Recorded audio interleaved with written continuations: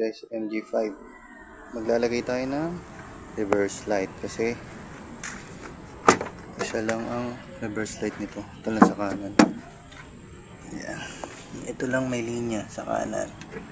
Ito sa kabila wala. Ayan, maglalagay tayo ng linya dito.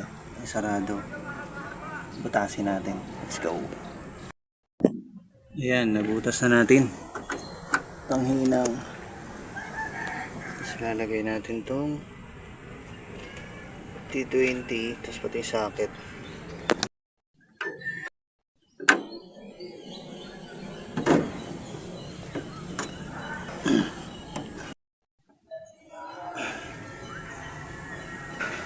Okay.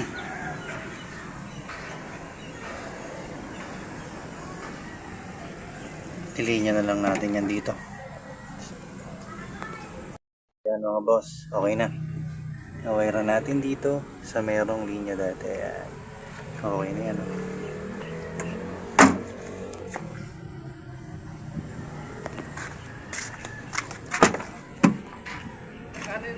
Moment of truth. Check natin kung maliwanag na yung sa likod pag nag-reverse. Tingnan natin.